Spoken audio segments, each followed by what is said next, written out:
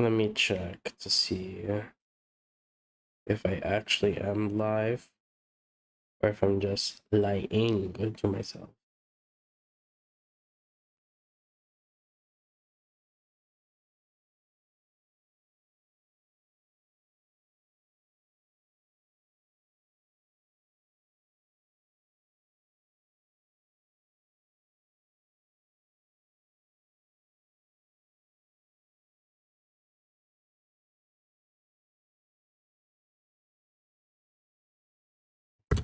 Okay, yeah. That seems fine enough. Hello everyone. Welcome. Uh, I I can't believe it. So this is my last stream of the year. Um, I've been kind of on and off streaming in 2025, and I had a lot of fun with it. I did really enjoy this year um of just like playing games, trying stuff. I do wish that all the stuff from my old channel could have been brought here to the new one, but it's fine. Uh, but at least it is just in the playlist, and it's fine. But today, uh, if you couldn't tell by my how soft spoken I am not feeling the best. I'm not feeling too well, and I'm really just trying to like find a way to I've been thinking about doing a stream, like more of a talking stream than a game stream uh this year, because oh boy, like uh I feel like every other time I stream it's just like, hi guys, I'm not feeling well, so this might be a short stream. And it's like, hey guys, I got better. It's like, hey guys, I'm fallen sick again. And yes, I have fallen sick for what feels like the umpteenth time in the last couple of months. So yeah, lots been happening. And I kind of wanted to get chill for the end of the year. um I am excited. I have a few videos uh almost ready to go, so that will be something exciting in 2026. um what else? Yeah. So what I'm doing today is I'm doing a fun little thing where I'm recapping all of the shows and that I've watched in 2025. Um, in 2024, I was really trying to like figure out what kind of like what that I was really busy in 2024 with like figuring out a lot of stuff, moving. I was graduating. I was finishing my coursework, trying to like figure out my living situation. Like, just a lot of stuff was happening in 2024. Um, and when the end of 2024 kind of came around, I realized that I had not seen so many shows that I wanted to catch up on. So what I while I was unemployed for the first half of like 2024, 2025, sorry, um, was that I did a fun little weekly watch list. Um, because the thing about TV nowadays is that there's so much of them like coming out, and I love TV shows. Don't get me wrong. TV is like one of my favorite things to like watch and like enjoy. And I have so much fun with all of the TV that like I've been watching over the past like few years, but then all of a sudden just became like homework to be like, okay, I need to block off like 4 to 5 hours in a day to just sit down and watch this new thing, and then blah blah blah. And then there's just so much of that that it feels like you're never gonna be able to catch up. uh s and it's hard to find like a few hours a day to just sit down and watch binge a whole season. So I decided that I'm going to make a weekly watch list, which is where I take one episode from two shows, and I watch them on one day, and I have to wait a week until the next episodes that I can watch of those. Um, and I would do that for every day of the week, and I just wanted to see how that would go, and it was actually pretty nice. It gave me something to look forward to every single day, which was really nice, especially during like my big streak of unemployment. Um, but yeah, I was really like I was just curious. I was like, how much stuff can I catch up with, and how much can I watch? So I've actually been tracking uh all of this stuff, and I am quite excited because I I'm gonna use this moment to kind of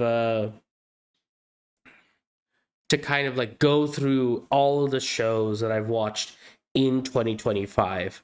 Um because I just there's so much that is out and it has come out. Um and yeah, I'm kind of excited for it. So how this is gonna go is that I kept track of the seasons that I watched, and not necessarily I kept track of the shows that I watched, the seasons that I watched. So I kept total tally of it in terms of seasons of TV. Um, so like so as an example, because it's far easier to track like progression that way. Because if I would say that I caught up with, oh, what's the show? If I say, oh, I watched Miraculous Ladybug this year, that's like Miraculous Ladybug has 6 seasons and like 5 TV specials. Like, what does that mean? So it's just easier for me to be like, I caught up with Miraculous Ladybug season 6, or I watched Mob Psycho seasons 2 and 3 instead of 1, 2, and 3, because like there's a lot of distinctions there. Because I can't say I started Mob Psycho because that's not true. Um, so I have kept track of it in terms of seasons, and as of today, I still have a few shows that I'm still going on with.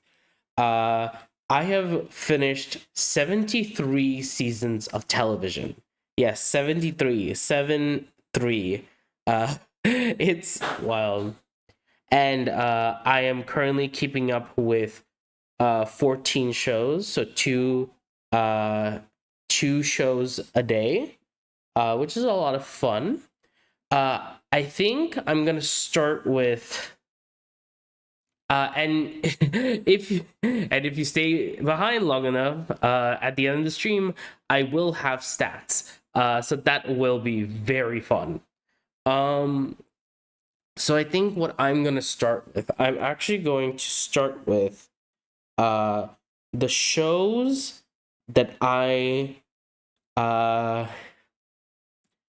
I'm gonna start off with the shows that I started at the start of the year, and I'm gonna make my way through to currently what I'm watching. Uh, I have stats at the end, so let's see how it goes. So we'll be going through each one of the seasons one by one, and let's see what we have to say. So the first season I caught up on was Strange Planet. For those of you who don't know, this is the Apple TV Plus show with the little blue alien guys. It actually aired in September 2023, but just the way that like my schedule worked, I caught up with the first 7 episodes, and then I didn't I didn't watch the last 3 until the start of this year. So I started watching Strange Planet. So when I started watching Strange Planet, the first 7 episodes, I remember thinking that this was a really incredible show. I had seen the illustrations of the alien creatures because like the entire conceit of Strange Planet as a show is based upon those like artist Instagram comic posts where it's just like I am here to drink my mild poison, which is alcohol. And it's just that kind of thing where it's like recontextualizing like human behavior and habits in terms of aliens and how we perceive these things. Like, and it was very fun and very charming. And I think that the show made it a lot more appealing to a younger audience. Like all the aliens look very much the same, but they are very like distinctive, which I really like. Um, I think the show did a lot of really. I kind of really miss slice of life narratives. I think anime. Whoa, I think anime really peaked with that. Um, I think my mic. I think my mic is too close. I think anime just kind of really peaked with that. So it's fun. I just wish that like I wish that we would not cancel shows anymore. Like it was so sweet, so delightful, and it was just such a fun experience throughout.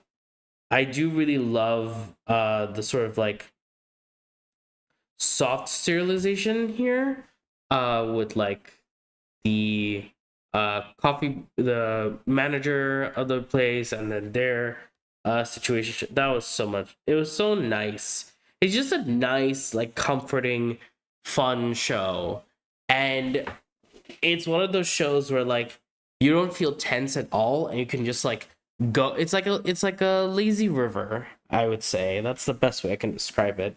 It's like one of those rivers that you just chill and go downstream, and it's so nice and so sweet and so like tender in a way that we don't usually have in modern animation.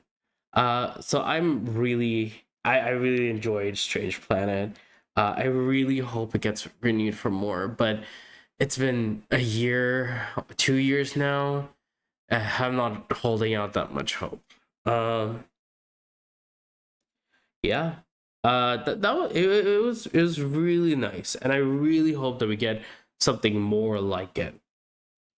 What's next? Mob Psycho season 2. Oh my god. I have the best story with this. Just hydrating really quickly. Um this was such a so I watched Mob Psycho season 1. I don't know if it was the year last year or the year before, but I watched Mob Psycho.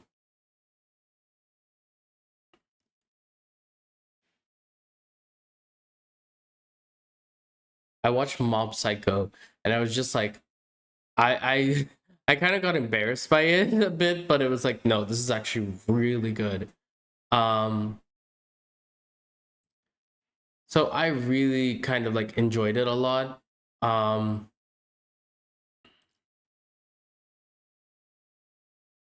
so I really enjoyed Mob Psycho season 1, and then I thought season 2 like it was kind of losing.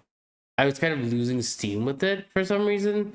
I can't explain what it was that really made me be like, oh no, this is something that I'm not. This is something that's like just keeps on dragging. But I did have quite. I was like, okay, I think I got to like what was it, episode 8, and I was like, okay, we're doing this whole thing where like, um, Mob is just doing his thing. It was fine. I was just getting very annoyed. I was like, oh, we're doing the Sabomi thing about like he has to confess his feelings because he has to uh first prove that he can confess to her with the race marathon and stuff like that. And I was like, oh my god, Mob, just Mob, you need to stop. So I took a pause midway through episode 8 because I was like, I cannot deal with this. And then I think I got bored. I was catching up with other seasons of the show, and I kind of got bored because I done my daily quota, but I still wanted to watch more TV. But I didn't want to break my weekly watch of that show because I was like, oh my god. Because I was like, I really want to continue watching this specific show weekly, and I don't want to binge it. I want to savor it, but I still want to watch something. So I was like, you know what? Let me just wrap up Mob Psycho season 2. And then I continued from where episode 8 left off, and I was like, oh my god, this is rough. And then as soon as I finished the episode, plot started happening. I was like, you're telling me that I was like 10 minutes away from the plot and I just gave up. It really grated on me that I put myself through that. Um Give me a second.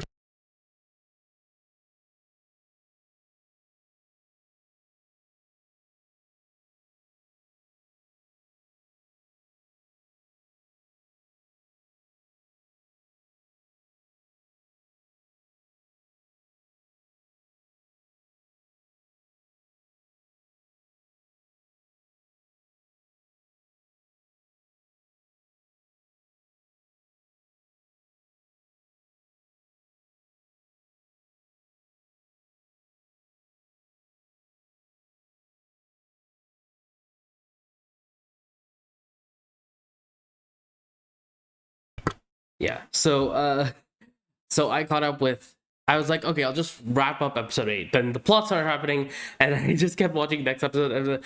And finally, I was like, you know what? I give up on season 2. I finished season 2, and I was like, oh, that was so good. I did love. It's been so long that I can't really remember my thoughts about it too much, which is exactly what I was afraid of. But season 2 ended on this note, I think, of like, no one is like, no one is like too far from redemption, or no one is ever truly alone. No one is ever truly alone in terms of like power or might. We work together to be who we are. And I just thought that was really sweet. Mob Psycho is so good. Like, it's ridiculous how good Mob Psycho is. I don't usually watch anime, but we'll get to that. Don't worry. But no, I think that Mob was really good, and I just genuinely cannot say much aside from that. Let me see. I think I wrote down some thoughts.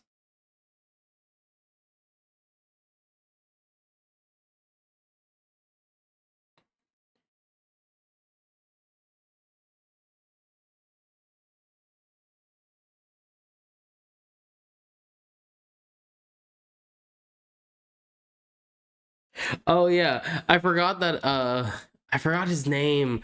The kid who's the son of the bad guy. I need to remember his name. Cuz I just in my notes I just have Sketchy Chilchuck. Cuz his English dub voice actor, yes, I watched the dub, is voiced by the English dub voice actor of Chilchuck, who also voices Shindo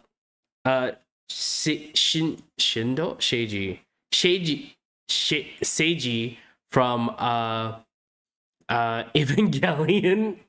And it's like the weirdest trifecta I've ever seen of characters for one voice actor. It's so funny. Um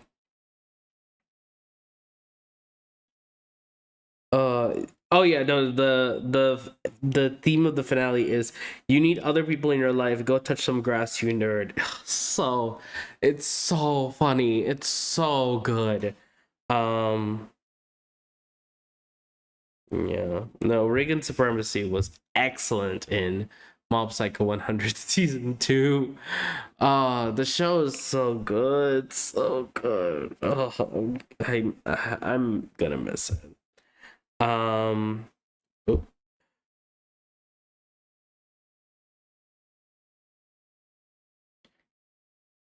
yeah, I love Mob Psycho season 2.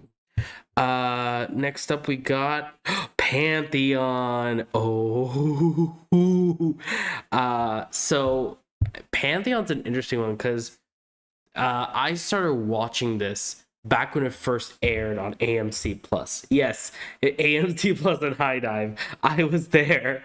I was there when they jumbled up episode 6 and episode 7. It was such a good it's such a good show. Which is why I think it just made the like which is why uh the cancellation, the show's cancellation of like no more season 2, only season no more season 2, and season 1 would also be leaving. Like the fact that we would never get season 2 was like a genuine threat on the horizon, because this show was genuinely incredible.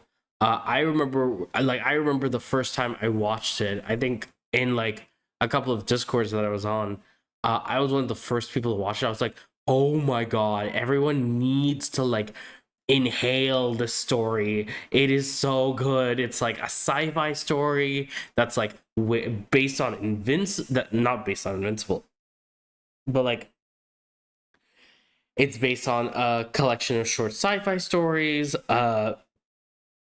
It's like a 44-minute show, which is pretty rare. It's not uncommon, but like it's not rare, but it's like very uncommon to find a show that has that level of confidence in it. It is so excellent. Oh my god. Um, so then season 1 and season 2 got pulled. Amazon Prime Australia and New Zealand had it, and everyone was like, thank god we could watch season 2. But I really hope it has a better accessibility internationally, because AMC Plus High Dive was not a good platform because it's not like accessible to most audiences, and Amazon Prime is better, but only in Australia and New Zealand. Like, what's going on? um then Netflix announced that they were picking up international distribution rights for Pantheon season 1 in 2024. Um, and I think someone's beeping at my gate. Well, no.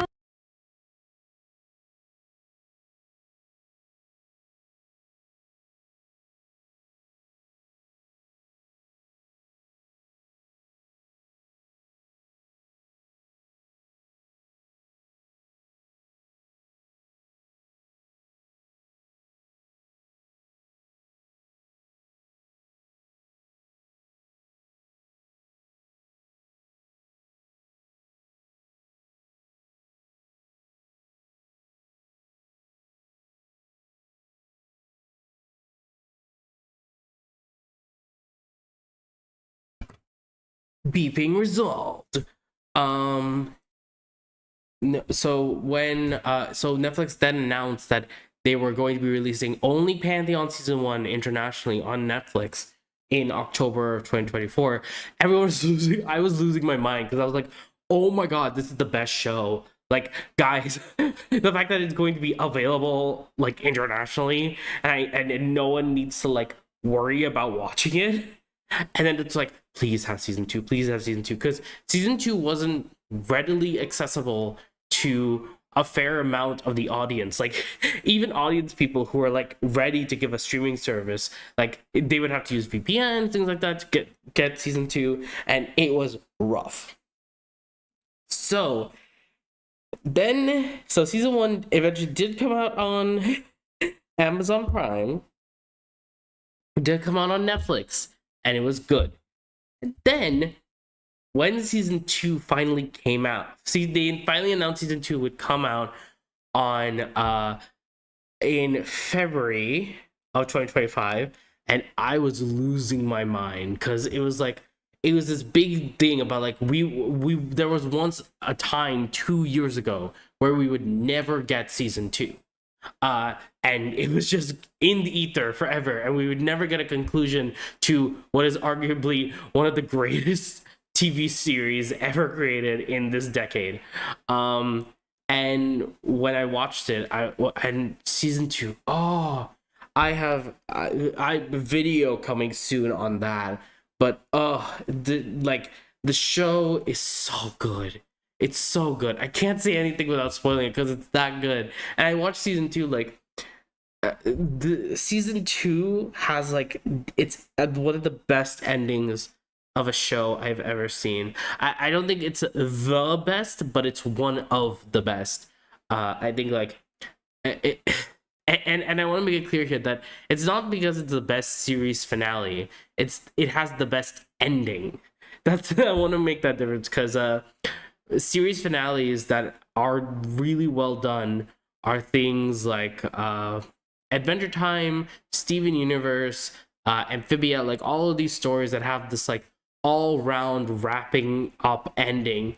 Pantheon doesn't have that, but the fact that it's not wrapping everything up neatly is the fun part, is the part that actually makes it really good. Um, yeah, video on that soon. So I won't talk about this too much more. But oh my god, if there's one show that anybody on this stream should look at, it's Pantheon. Like everyone needs to watch Pantheon at least once in their life. You need to experience spoiler-free Pantheon for the first time ever. Um, yeah, it's such a good show.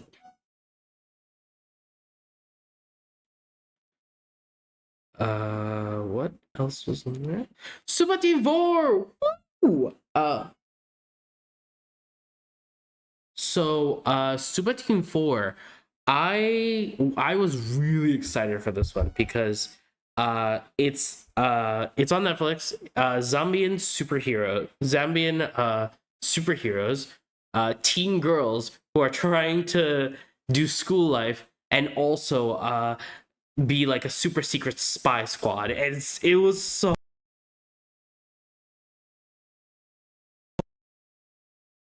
I think that the show is just very good at like I don't think this show is like the top of the top, but I do think that of the African media, uh, animated media on African stories, I think Super Team 4 is one of the best in terms of like serialized things like that.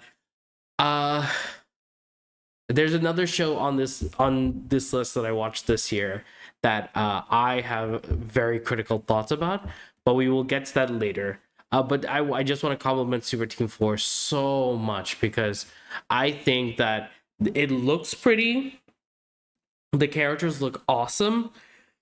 There's just a lot of like cultural context. Like I'm not Zambian. I'm not from Zambia. I've never visited Zambia, so I don't know. But there's this sort of like uh cultural similarities between me being in Western Africa and me and Zambia, like just small things here and there, like just a lot of people using very specific accents that are not like westernized, using like broken English, which is very like which is a very common thing within African countries, even if it's not like a direct dialect that I am familiar with.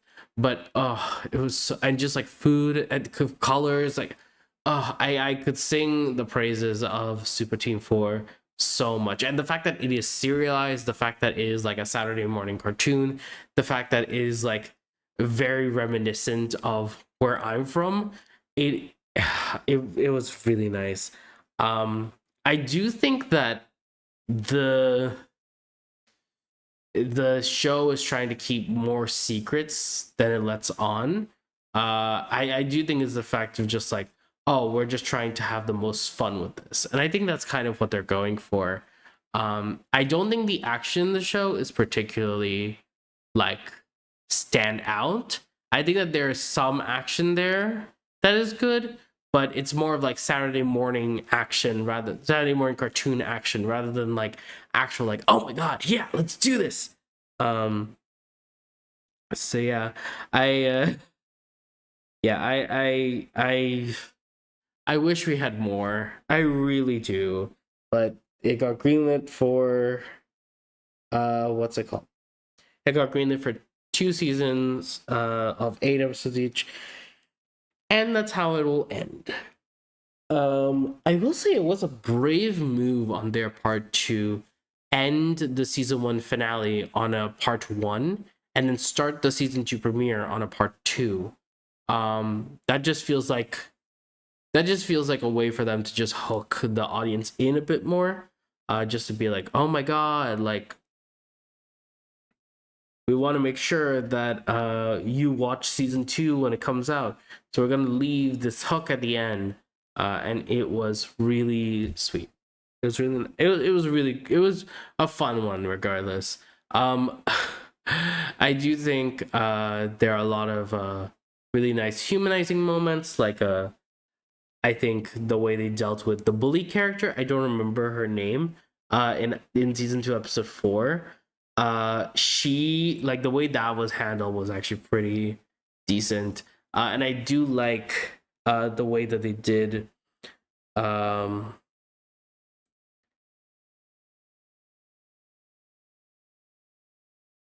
the way they did Z and Zambezi, and how she's just like, oh my god, this guy who's definitely using this environmental using our environmental crisis as a way to help people is definitely good. Is definitely not the bad guy, is he, guys? And just being like, oh my god, does she actually like? And that tension there of her being like, of her kind of like trying to find a midpoint, her being like, no, he's a good guy, he's doing good things, see, he said he's good, therefore he's good. I think that was like an interesting beat to hit. It didn't really do much, but I do think they have a fair amount of like setup with each of the girls in terms of like how they feel and how things like that. I definitely think that Team Milo and Zampezi were like, no, and K Bongo, no, it was K Bongo, yeah, uh K Bongo and God, why am I forgetting it? Red and Yellow. I'm very sorry, I keep forgetting their names. But Red and Yellow, they were the ones who definitely had the most out of this, and the way that they kind of bring all four together. I think the only one that wasn't there was Green.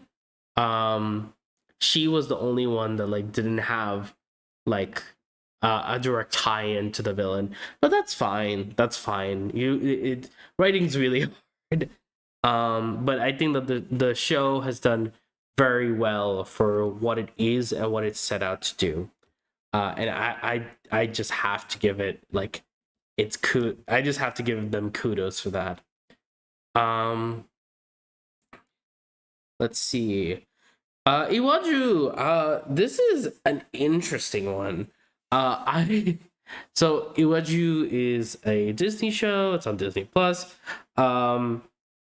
It's based upon Afrofuturistic Lagos.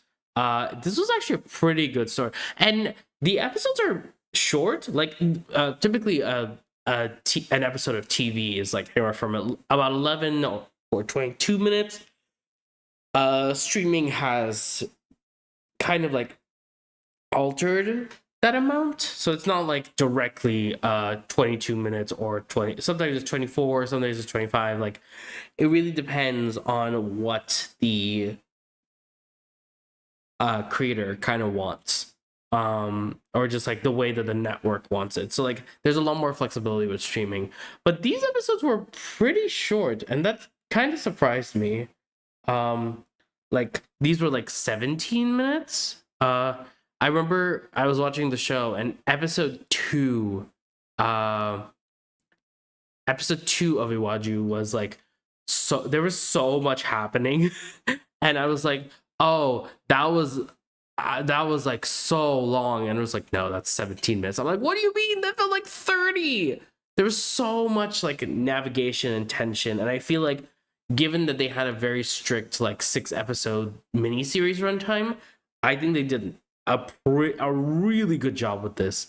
I think that we got more into like the personal character drama rather than like I think that this probably like gives a lot of flowers. Like I gotta give them a lot of flowers for like representing the corruption and bad sides of because Super Team 4 in a way is just like, oh, this is a misguided attempt by someone who's been wrong. So it's like kind of a tragic villain turn to villainy kind of character.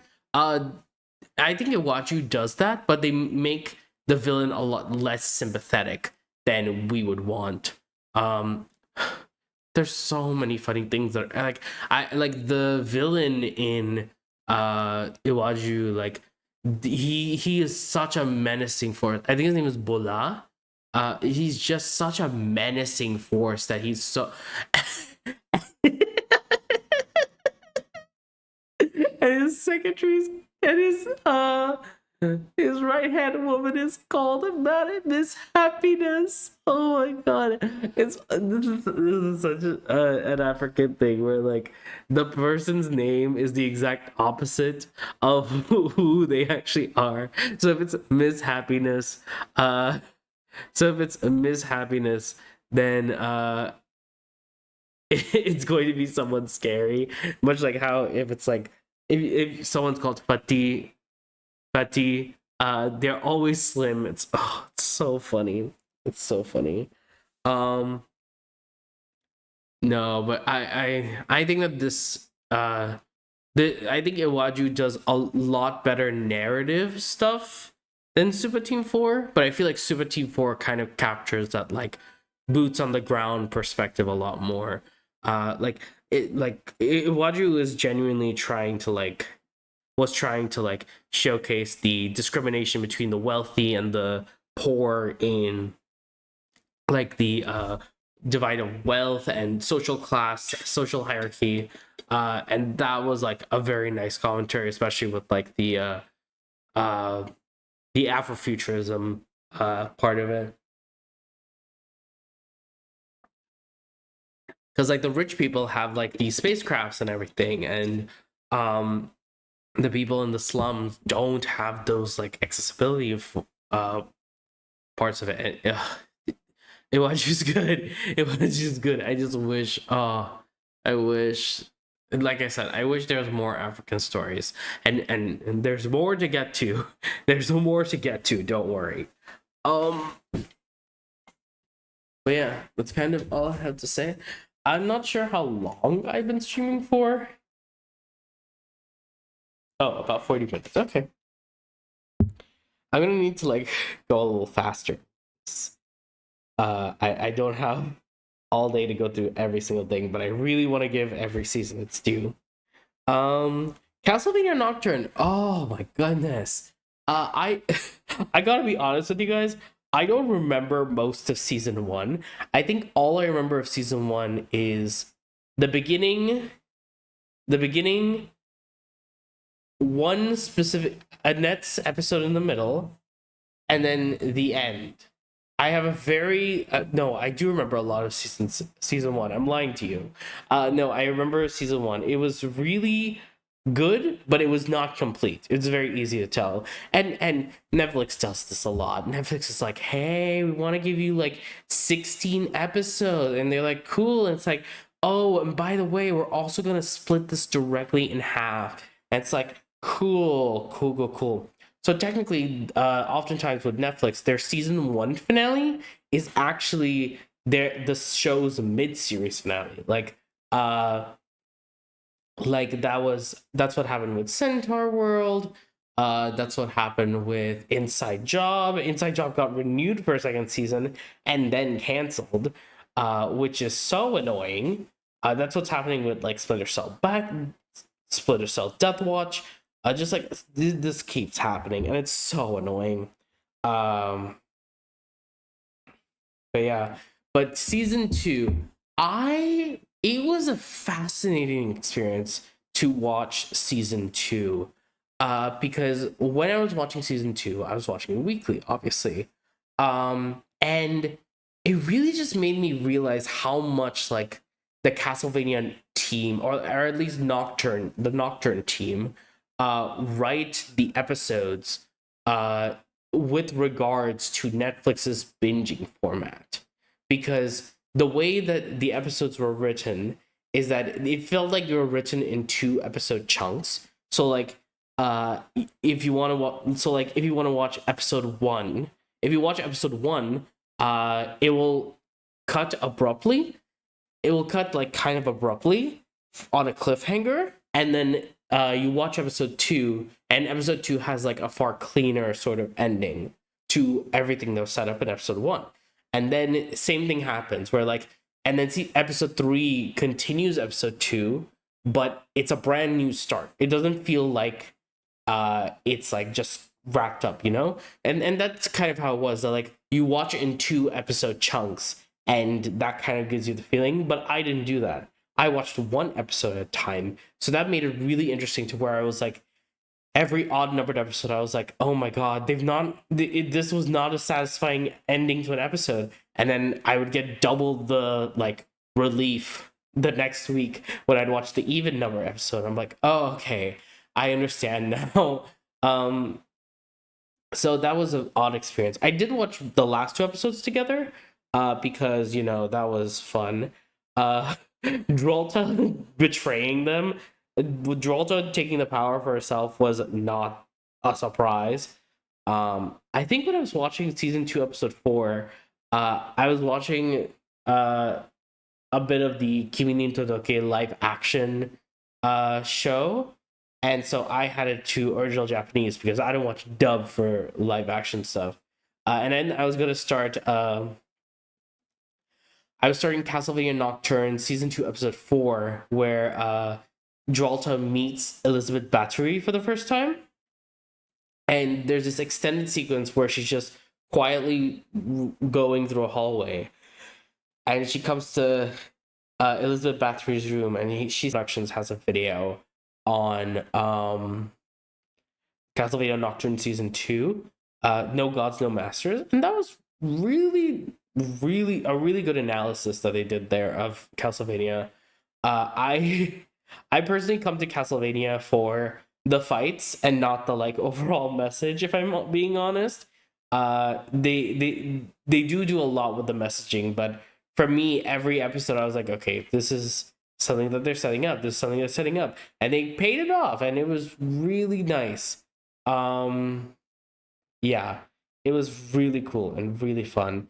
And the action, I don't remember exactly which ones, but I remember episode 4 when Zeus gets his magic protecting Maria. That was really nice. I think there was also like Old Man Coyote comes in to take the priest's soul. Like the finale, like they were such good episodes. I did call ahead of time that Richter and Annette were going to bang, and it was in fact true. And they are very sweet. So yes, I will be shipping them, but no, not actively. They're so sweet and adorable, and oh, it's so good, so good. Okay. Win or Lose, the Pixar series. Uh, if I'm being quite honest, I thought this was I thought this was fine. The main thing a lot of people were talking about when it came to this show was the censorship of the transcript. Win or Lose is Pixar's first ever TV series. Pixar usually just makes movies, and that's kind of it. They don't really do TV shows or anything like that. So this is the first time that Pixar Studios is making a TV show. And it's about a baseball team, about winning, losing, things like that. And I was like, okay, like maybe they're gonna do like various things. But and the thing is, like, Pixar does movies and like just a lot of short films. So it's like, are they gonna do like how are they gonna serialize this show in a way? So I was kind of imagining that like Win or Lose would kind of just be like, oh, a typical TV show. It's 8 episodes. We'll just go serialize in order. that is not what happened here. This is actually not what happened here. uh Win or Lose has 8 episodes, each focusing on different characters. So the first episode is on the coach's kid, then the referee, then blah blah blah blah blah blah blah blah blah. So they have a couple. So they have uh a practice match that goes on, and then they have a finals that happens a week later. Uh, so the entire show takes place from the start of that practice match to the end of the fall to the event of the actual like match that they have here. I think there were some episodes that were really good. But the way that they do it is that they establish the context within one character's episode, and they keep going, and then they like, it's sort of non-linear storytelling in this way, where like you're getting like old references, old backs. Like every episode starts with the week prior, and every episode ends at the event, at the match, the baseball match, whatever. So they kind of have to like put enough details that hints to things that will be referenced later. And at the same time, they need to make sure that like they are writing so that everyone like is interconnected. It's very interesting because some things that happen in like episode 2 directly affect a character who's in like episode 7 or something. It's just very complex, the way that all of these like perspectives are interwoven, and each character is justified for having this level of information. So my favorite episodes were episode 3, Raspberry, where the kids being the parent. That's really nice. Episode 6 and episode 7. So the thing about episode 7 is that is the one with the trans kid. And if you don't know, there was a lot of discussion about how Pixar and Disney, like there was a lot of censorship going on in Disney Pixar with like their censorship of LGBTQ characters and individuals. One episode of Moon Girl, even, which we'll get into at some point, got pulled off the air entirely. Like, it's a finished episode. It got pulled off the air because it had a trans character on it, and it was going to be released after the events of November 6th, 2024. If you're an American, that date probably means something as to why they decided to not release this episode. So it seems like there was some back-end production stuff that just like would not allow them to portray a character being trans in the way that would reflect well or anything like that. So what eventually happened is that they had to like find a way to do it differently and things like that. They and having watched episode 7, they kind of try. They almost get there, but it's not explicit. I think it's like very, it's queer coded, but in an explicit way, it's very odd. Like the character has like sort of masculine facial features, just like the way that they're sculpted, it just really reads as if it's masculine, but in reality, like, but in like they become more comfortable with being feminine clothing, like, but it's not commented on, and it's more so used with the allegory of, oh, but I thought you liked basketball, not baseball. And it's this kind of thing where it's like, it's very close to it's so close that it's frustrating that they can't just say it. Um, but no, I think episode 7 was genuinely very good. I think with the like, oh, episode 3 is just like the way the roads perspective switch and just like the chase sequence. It's so good, so good. Um, and it's genuinely incredible how this is sort of like how Pixar does. Like they do like little shorts and things like that, but having them all be disconnected and separate, but then eventually come together into the finale where every character has their own gimmick. Like the social media people find with the mom, the little anxiety monster on the coaches on Lori, just like the way, or like the shield of the shields and armor of the referee, like all of them came together in the finale in such a fascinating way. I do think that this is an okay show at best, but I do not think it's a waste of time if you choose to watch it. um I think it's just like, if you're into Pixar's silly goofiness, you will like this. But if you really want the peaks of Pixar's kind of stuff, I would recommend episode 2, 3, 4, and 6. Yeah, even though I personally would take 7 over 2, 2, 3, 4, and 6 for anyone who wants to experience like what is the most fun part about a win or lose. KIF season 1. I love this show. This is such a fun show.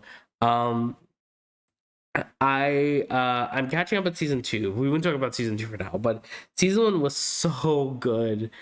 I remember being so excited for it. I remember first time seeing trailers in like 2023. It just felt like such a weird show for absolutely no reason. Like it was so weird as a show that I just couldn't help but be charmed by it. So I watched the first 20 episodes, came out in like 2023 or something, and it was really good.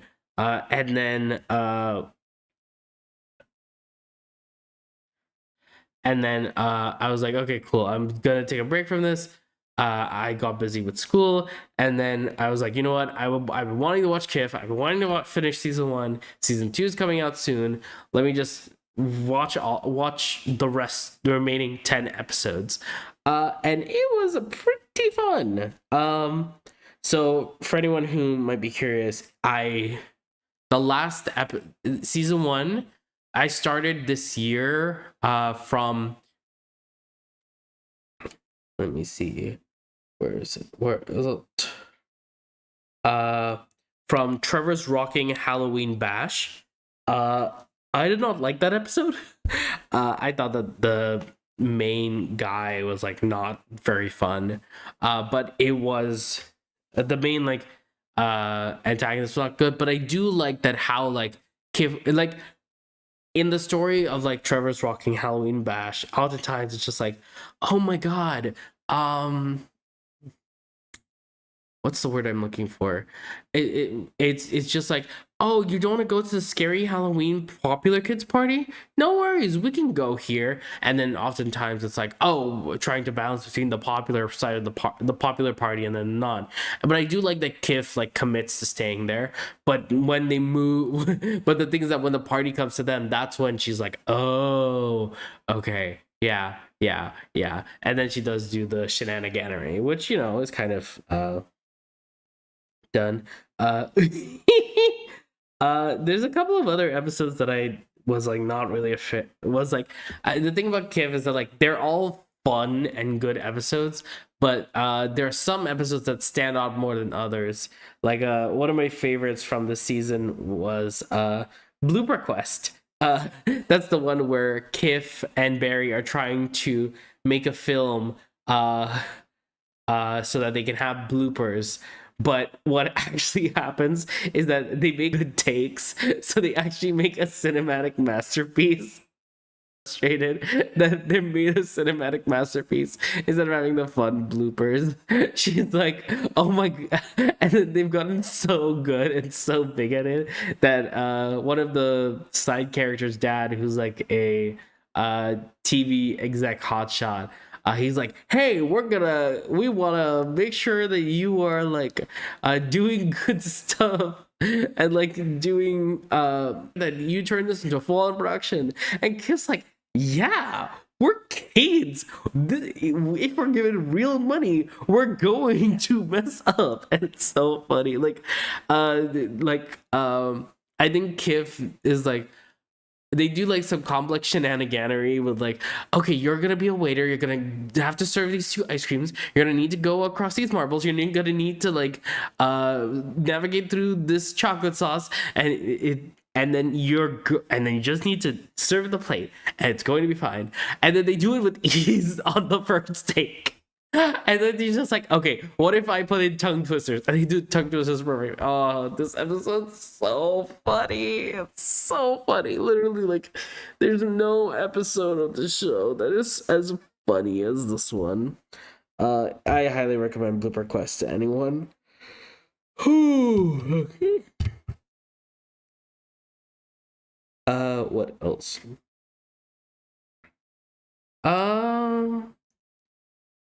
Yeah, I also really liked Suns Out, Buns Out. I was kind of worried how Kif would do a season finale because for reference, a lot of times series finales for season finales for shows that are like 11 minutes long, typically they would try to like make this sort of like, I don't know how to explain it, but like typically they would try to make it a double lengther and then just like have an episode that's like so kind of existential in a way, but also not, where like it culminates because there's a high level of serialization in a lot of the other shows that are like 11 minutes long. But Kif doesn't have that, and Kif doesn't have like any type of linear plot. So I was just curious about it. But Suns Out Buns Out was actually pretty cool, and I do like the songs a lot. The songs in the show is so good. I desperately need to catch up with season 2. But no, Kif's good. Spy Family. Oh my god. Okay, so I'm gonna, even though I haven't talked about season 2, even though I finished season 2 a little later, I'm going to talk about it here and now. I love Spy Family. I'm actually catching up with Spy Family season 3 right now. I'm watching the English dub, so I think the last episode I saw was season 3 episode 8. I think season 3 episode 9, the dub should be out like soon-ish, or it should have already been out, but I haven't seen it. But Spy Family is so good. I remember watching the first episode and just being like smitten with it. And I kept it up for a while. I did binge through a lot of the second half of season 1 and and a lot of season 2. But oh my god, I was just so anxious to see Bond that I was like, oh, I just want to get there. I just want to get there. I want to get to Bond. I know that there's a dumb dog in here, but he's not a dumb dog. He's the smartest boy. Oh, it's so good. They're so funny. I've also caught up with the manga, so I also know some things that have happened. Actually, no, I don't. I haven't caught up with the manga recently. I think I caught up with it like back when I finished season 2, but just Lloyd and Yor's dynamic is so Yuri, oh my god, like there's so many things in here I don't even know where to begin. I didn't realize that it was like sort of this chill show more than actually being like this hard, like, oh, we'll do this together. But so fun. And I'm really enjoying season 3. I think we just wrapped up the bus arc, and I love the bus arc so much. It's my favorite. Oh my god, Anya, I love her. Oh, it's so good. What next? Blue Eye Samurai. Ooh, video on this very soon. But I did not know what to expect from this show. I was putting it off for so long just because I was just because what often happens with me is that I remember when I first watched Invincible season 1, and it was a lot to process because like back then Invincible was the first real show to be 44 minutes long instead of like the regular 22. So my mind was like having a harder time processing the episode. So I watched the entire season. I watched every episode of the season. I watched one episode of the season every day during lockdown. And I finished episode 7. And then just 2 minutes later, episode 8 came out. And I was like, okay, I'll just watch it back to back. Big mistake. But so because I take a lot of time to kind of process these episodes, I leave my big episodes that I'm watching for Fridays. So anything that's above like 20 to 30 minutes, it's going to go into on a Friday. So that's what Blue Eye Samurai was. I did not expect that much nudity. I also did not expect that much gore. I mean, I knew that it was like about like an Asian warrior killing killing like some people, killing some white men, and it was like it was fun, but oh my god, the way that the show portrays vengeance, the anger, like I am someone who does respond very strongly to anger at times. It is something that I am trying my best to like, I don't want to say control because I feel like it's natural to feel anger, but it's just like I do not let that anger drive me. But I think the way that Blue Eye Samurai does these sort of things and ideas are very interesting. I think that the way that they like parallel Akemi and Mizu together are like on their own independently just so unique. I can't say anything more. I don't know what it is about me, but every time I watch an episode of Blue Eye Samurai, I'm just blown away by how much like intent there is. It's a very good show, and yeah, video on this one soon. Invincible Fight Girl. Oh, this was so wholesome. Like this felt like a lot more. So Invincible Fight Girl was on Adult Swim. It's an HBO Max property. It's about this girl who's trying to learn to wrestle. This is a world dominated by wrestlers as like a hobby. Like wrestlers are the number one thing that exists in this world. It's the number one career path that everyone takes. It's like their own like there's only one island for people who aren't wrestlers, and those people who aren't wrestlers are usually accountants. So there's this accountant girl who wants to wrestle, so she goes and wrestles, and it is actually very fun. It felt a lot, it gave me a lot of vibes of OKKO combined together with Mysticons. It's very OKKO in that like the very anime like opening narration, fight things, when in reality it's mostly just like fun adventure stuff. And they have a lot of really cool action. I don't understand why the 7-year-old wearing a suit and why they made Mikey 7 years old. Like I think that's fine. I think it's fine if Mikey is a little older than that.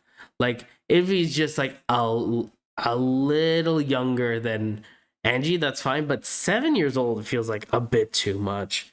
But it was really fun. It was really cool. I do like Angie's arc in the entire show, and they do a lot of work to make it feel earned, and that was something I really enjoyed. Uh, there was one thing in these episodes that did make me laugh a lot, and that was season one, episodes 7 and 8, or was no, season one, episodes 6 and 7. So they basically, if anyone's seen Avatar: The Last Airbender, the Great Divide is considered to be one of the worst episodes of Avatar: The Last Airbender ever. It's not a bad. My hot take is that, like, it's not a bad episode. It's just that the ending makes it moot. So it does, like, lose a lot of its impact. It in a show that's like filled with amazing episodes. It's fine if one or two of them are just like fall flat. But episodes 6 and 7 of Invincible Fight Girl, someone made a comment that these two episodes are the Great Divide, but actually done well, and that was hilarious to me, because it's about like a mom and a dad of a both being the like sheriffs of a town, deciding on what is the most dangerous weapon that you can use, if it's fist or is it legs. And it was really fun, and the daughter of these two characters are just like split apart, and like the torment that you feel from this character is just intense beyond anything else. Oh, so good. It was really good. I'm so upset that this show is not going to get the recognition it deserves, but if you worked on this show, just know I watched it. I thought it was really good. I thought it was pretty good. Yeah. Yeah. Pokemon Horizons.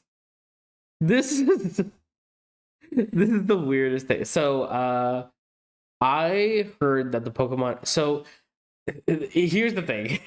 I first encountered Pokemon by the Pokemon anime.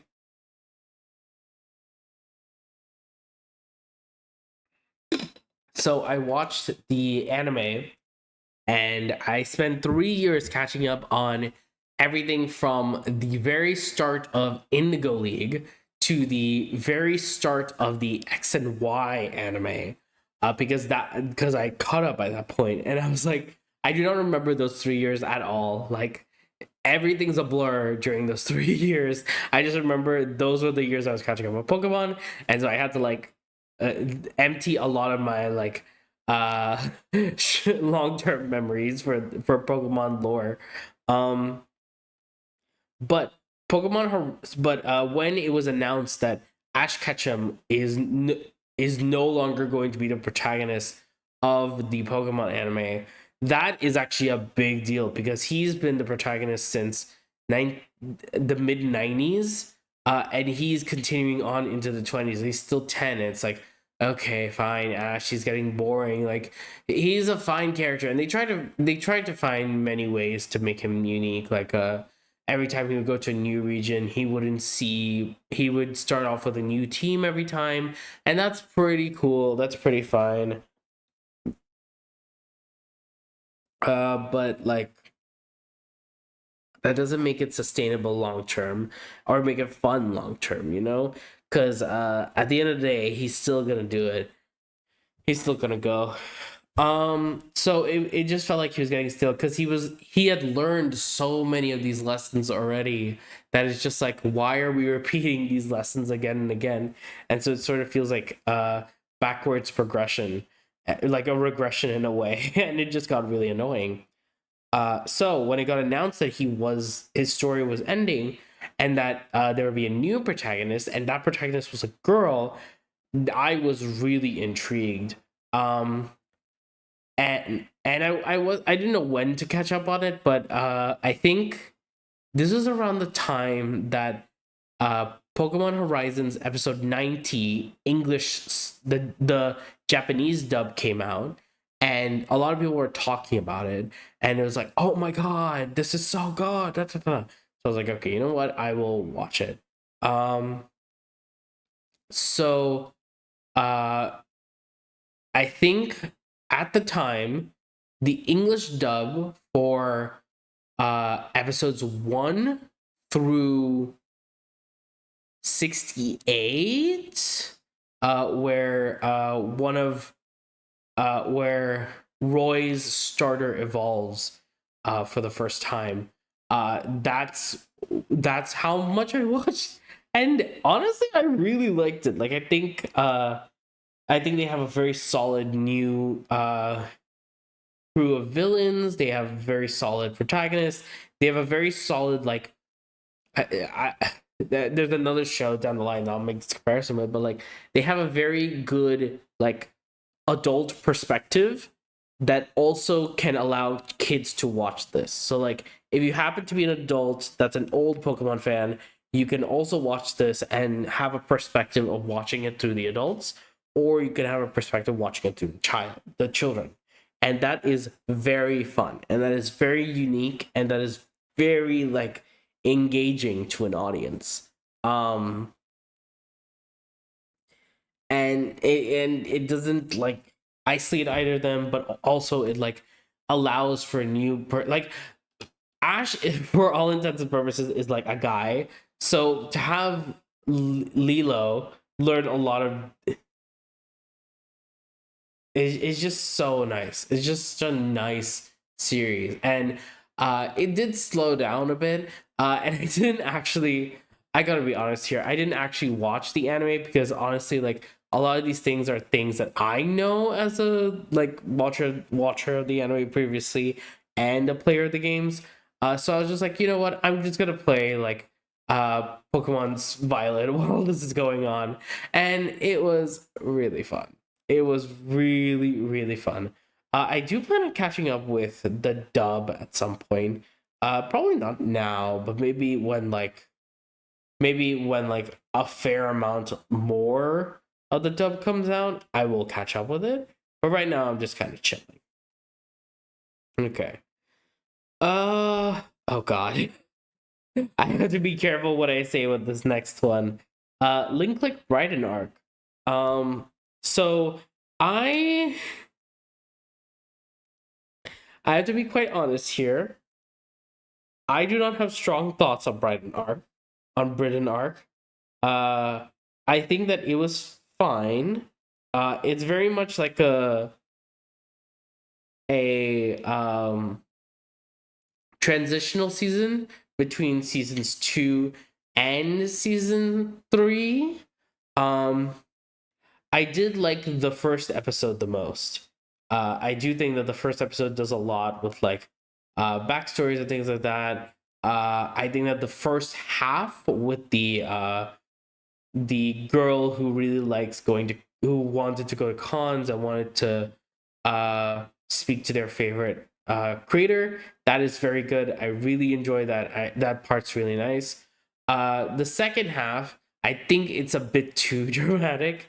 This is kind of a criticism that I've had with Link. Like I've made my stance on this very clear. Link Link prefers to be as dramatic as possible, and they don't really care. They don't really care about it. It's kind of the genre. It's just like more so about like genre savviness and I enjoy Link Click. I have complicated feelings about it because I thought season 1 was good. Season 2 was not good. Season 3 is a transit. Britain arc is like a transitional season, so it's kind of like an issue for all intents and purposes. And I feel bad because it's not a bad like arc of episodes. It's just like, why does this matter? I don't understand the point of this. And I don't think I will. I would probably have to like revisit my thoughts once season 3 comes out. According to Serialized, it says it's coming out in February, which that seems like a long. That seems like too soon almost. Um,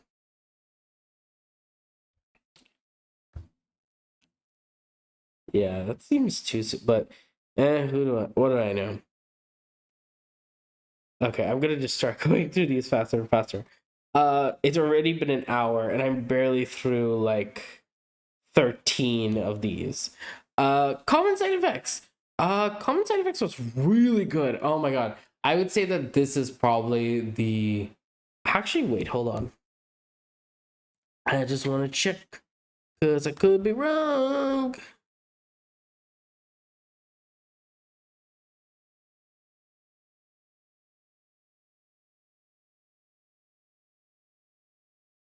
Yes.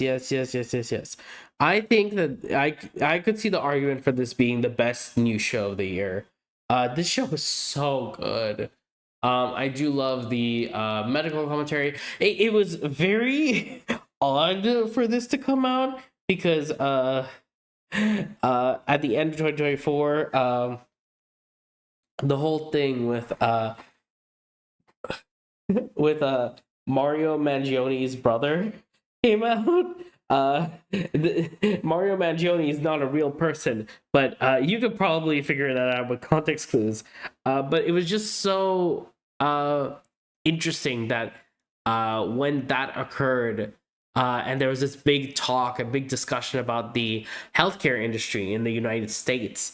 And then all of a sudden this show comes out where it's like doing a direct criticism of the capitalists and the medical industry in the United States. It's so good. It's I'm baffled by how well done this show was. I mean, and the show has like one of the co-creators of Scavenger's Reign like working co-creating the show. So like and you can definitely see it like all of the surreal like weird like body like uh stuff. It's just it very much feels like it. Like you could tell like which creator had which like vision and part of it. It was so fun. um I am glad that they're getting a season 2. That is very that makes me feel a lot better. I just the show just needs to continue. The show just needs more. Take your time, animators. If you need time, take it. But oh my god, I love the show. It's so good. Um, I do find the faces to be a bit weird, but you know what? Well, like it kind of reminds me of a Wama Wink in Centaur World where she like just shrinks her face. It's so funny. Um, Your friendly neighborhood Spider-Man. Okay, so I I don't watch Marvel. I think I watched phase 1 of the MCU and that was kind of it. I watched a couple of things randomly from phase 2. I think I watched Iron Man 3. I don't remember anything else. And then I watched Age of Ultron and I was like, okay, this is bad. This is genuinely a bad movie. Um, so I gave up, but I was like, I'm not catching up on any of this. And then Marvel was like, oh, we're opening an animation division. We're doing animated shows. And I was like, okay, cool. They do have like Moon Girl, which we'll get into it later on. Don't worry about it. We will get into Moon Girl. Um, but when it came to Marvel shows, the only one that really came out was What If, and that was really like not good at all. Because What If the thing is that like in order to enjoy What If, you need to kind of understand like a backing, because What If is like the alternate universe of what could have happened. So you will not, if you don't know what the MCU is, you will not understand like what the appeal of What If is. And that's me. I didn't understand it. I watched Captain America. That's why I liked when Peggy Carter became the Winter Soldier. But I did not like um But when it got to like, what if T'Challa was Star Lord? I've not seen Guardians of the Galaxy. I've not seen Black Panther, at least not yet. So I was like, do not I do not want to engage with this. I do not understand like what is going on here. This is baffling to me. Um, so when it came and X-Men 97, I started. There were too many characters. I was like, I cannot do this. I cannot do this. There are way too many characters. So I was like, you know what? I'm just gonna drop this, and maybe I'll never end up watching the Marvel MCU, Marvel Animated Universe. You know, um,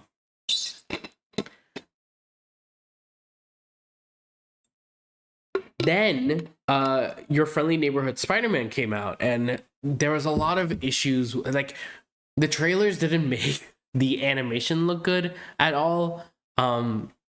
It definitely didn't seem it seemed interesting, but it was just like, I don't know what to feel about this. They're trying to go for this comic book style, and it's kind of working, but it's not really. I think they're getting close. I think the like, I was like, oh, I don't really feel this, and then I heard people saying like, oh, it's actually like pretty nice, and I was like, okay, you know what, I'll give it a shot, and I did, and it was really good. It was really good. I do think that the animation style and like just like the lighting, the textures, the way that everything's set up, it's really good. I do plan on making a video on this soon, but not until like season 2 comes out, and that's a whole separate thing. It's such a good show. I do really like how Norman Osborn's done. I do like how Peter's kind of done. The voice actor said some things that are like I disagree with, but just the way that the show is going, it is quite good. Like Jeff Trammell's on it, um, and they're doing really good stuff there. Just I, I don't know. And every time I talk about the show, I'm just like, I don't know what to say here. It's so good. It's just so good. Um, are there any specific episodes that I liked? Um, I think episode 7 was my favorite. No, episode 7 was really good. I liked episode 5. I liked episode 3. Yeah.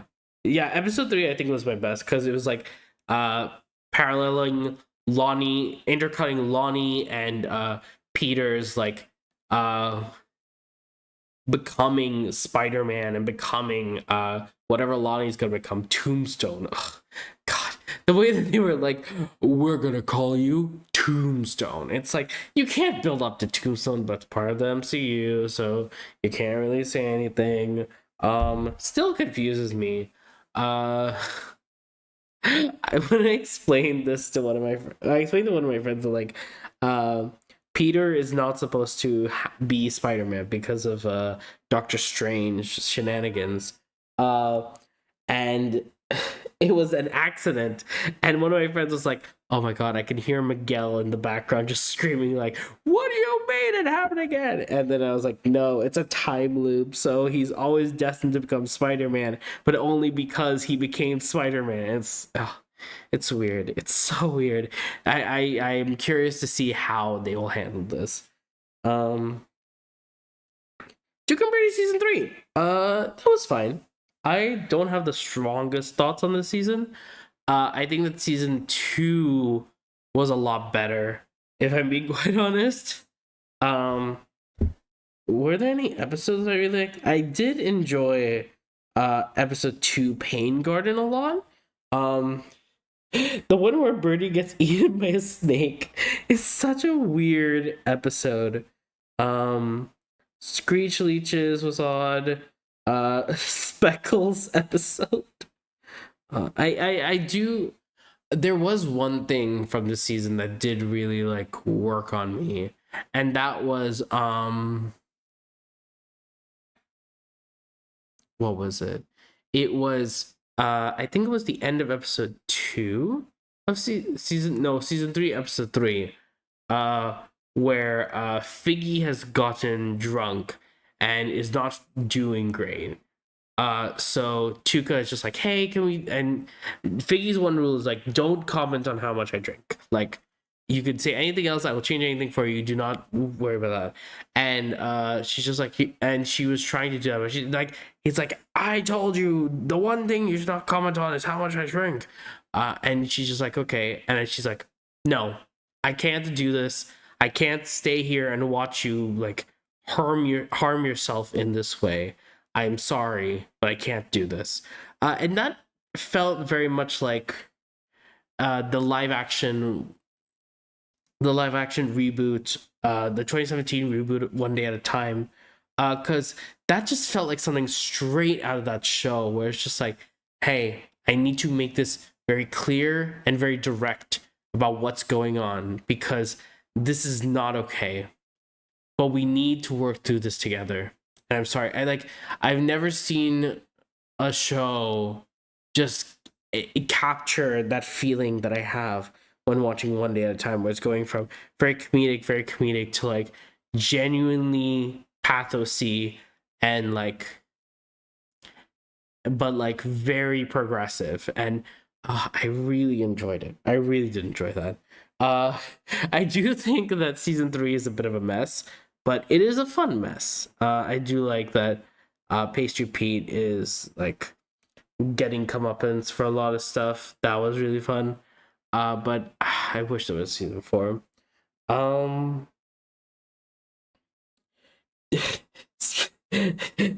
from one Ali Wong show to another, Jetri Chow versus the Underworld. This was a good show. It was slightly dramatic, but it's one of those like teen shows, so it's kind of earned that. The style is amazing. Like, I have never seen a better style of an episode before. Um, I think that like the way that they handle action sequences in the show is really good.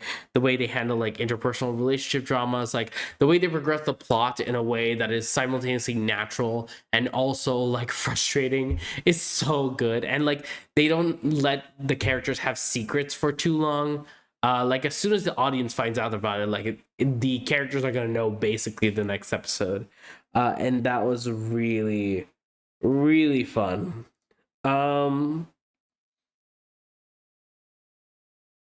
uh, I do think that uh, the love square, love triangle with Stella as well was a little weird.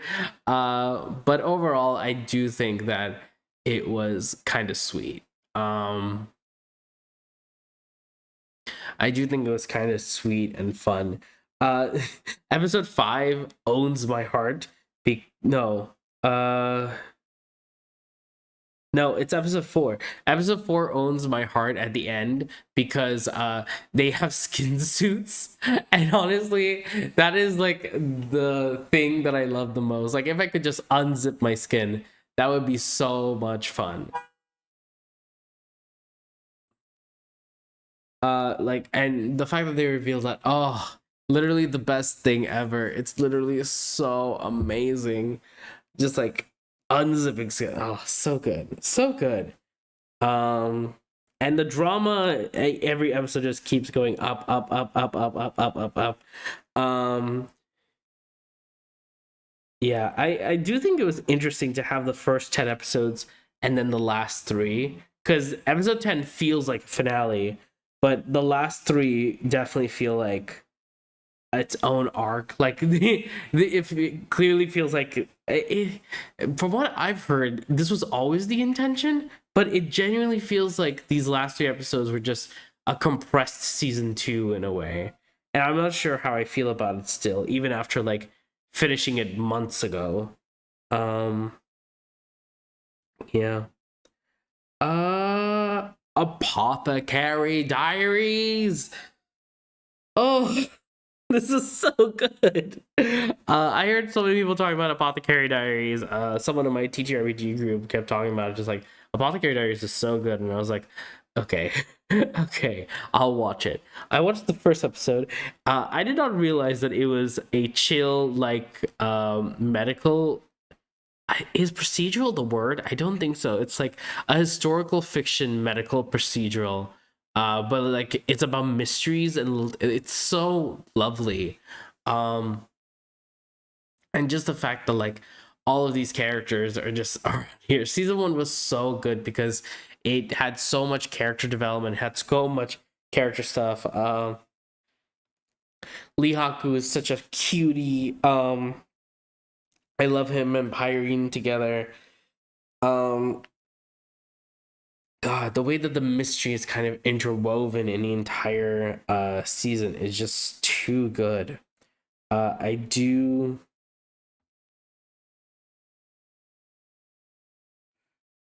like Jinshi is doing a lot of really Jinshi and Mao Mao are like the heart of the entire story. And it just kind of checks out. That's just who they are. Um God. It's just such a fun comedy of errors. Um yeah, I have a bit more thoughts on season two. So we'll get to that later. But Kaguya-sama loves war.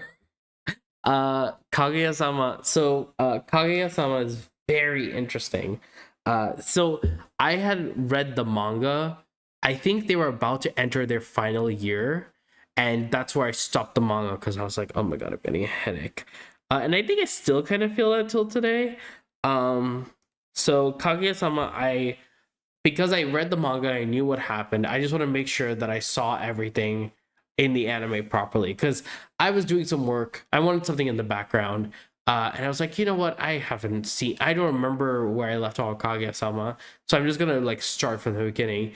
And I think I came across like a bunch of the English dub compilations because the English dub for Kaguya-sama is so good. It's like the narrator is like the Watson or like the audience surrogate where it's just like come on you two and you would react to stuff with the same level of intensity as we feel in our hearts. It's so funny. But yeah, no, I this show, this story was very good. um I do want to read the manga at some point, but oh my god. Uh My Dad the Bounty Hunter season 2. That was this is complicated. My Dad the Bounty Hunter season 1, I remember watching it and being like, "Okay, this is fun. This is fine. This is goofy." I think that the assets look very pretty. But I do think that a lot of the episodes suffer from like not being tight enough. Like they like I feel like the pacing of the episode could have been like uh pushed forward a bit, like could have been sped up a bit just so that the characters could like just so that we could have a bit more story in there. Because otherwise it just felt like boring, bland. um I don't think that changed in season 2, but season 2 had a lot more plot points go on.